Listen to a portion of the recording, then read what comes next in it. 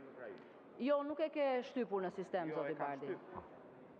Thjesht nuk e shikon ti se ke ngel akoma... Jo, është fiks aty, ja ku është për gjithë për të parë zoti Tritan Sheu. Po. Ndoshta nuk vioni, zoti Bardi. Faleminderit shumë, zonja Spiropalis. Pari, më lejoni të sjellën vëmendjen tuaj që seanca plenare do duhet ishte mbledhur të ejnëten, ashtu siç seanca plenare ka vendosur kur ka miratuar kalendarin dhe programin e punimeve të kuvendit. Juve na thatë se kishit një angazhim shumë të rëndësishëm në Ukrainë. E vërteta është që tejnëte nuk ishit në Ukrainë, ishit duke ngrënë drek në Greqi.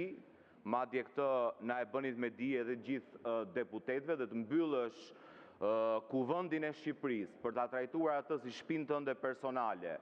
Për të ngrënë drek në Greqi, jo vetëm nuk është e mbështetur në rregulloren e kuvendit, por është një arrogancë që kalon kufit e sjelljes tuaj të përditshme dhe normale. S'dyti, po ne nuk kemi dhënë aprovimin për miratimin e kalendarit të punimeve të kuvendit, se dhe pse jemi një muaj nga mbyllja e kësaj legislature, ju mbani të kyçur në zyrtarin tuaj plot 60 nisma të deputetëve të kuvendit të Shqipërisë.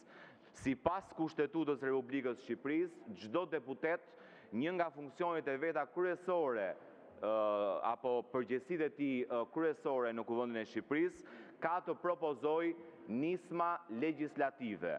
Ju trajtoni me prioritet çdo nismë që vjen nga Këshilli i Ministrave, që është një nga subjektet që mund vë në lëvizje procesin ligjvënës, ndërkohë që nuk trajtoni asnjë prej projektligjeve të propozuara nga deputetët apo kolegët deputet, kryesisht të deputetëve të opozitës që kanë të bëjnë me interesin e qytetarëve, duke përfshirë rritjen e pensioneve, duke përfshirë minimumin jetik, janë nisma që flejnë në zyrtarin tuaj. Pra jemi vetëm 3 javë nga mbyllja e kuvendit dhe ne nuk kemi akoma një planifikim në kalendar dhe në program se kur do të shqyrtohen dhe do të trajtohen në seancë plenare iniciativat e propozuara nga deputetët. Kjo është arsye pse nuk kemi dhënë dakordsinë për miratimin e kalendarit dhe të programit të punimeve të kuvendit për 3 javët e mbetura dhe kërkoj zonja kryetare, meqense e pas keni hartuar ju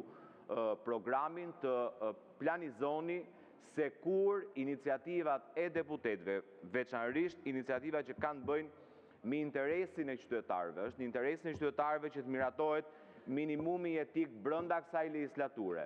Është në interesin e qytetarëve që të miratohet rritja e pensioneve brenda kësaj legislature. Është në interesin e qytetarëve që të miratohet ligji për kontrollin e investimeve në Shqipëri, që mos përqendrojnë investimet në 5 duar siç ka ndodhur gjatë tyre viteve që qeverisni ju. Janë gjithë iniciativa në dobi të qytetarëve. Do të jenë prioritet i punës së kuvendit. Edhe sfundmi uroj t'ju ketë shijuar dreka atje në Athinë dhe t'ja ketë vletur që bllokuat punimet e kuvendit të Shqipërisë, ndryshe nga sa kishte miratuar seanca plenare.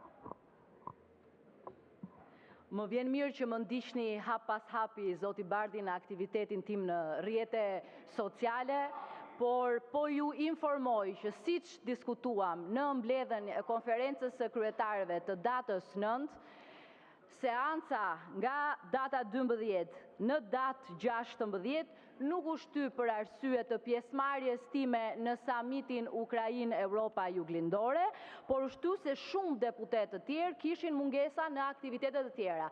Ishte lehtësisht i zëvendësueshme prezenca ime këtu me 2 nënkryetarët e nderuar, zotin Çuçi ose zotin Gjekmarkaj, por në bazë të nenit 7.1 rregullores, kryetari i kuvendit ka për detyrë të kujdeset për mbarvajtjen e seancave plenare dhe veprimtaria të jetë e plotë dhe sigurisht të siguroj kushtet që të gjithë deputetët të jenë pjesëmarrës në seancë.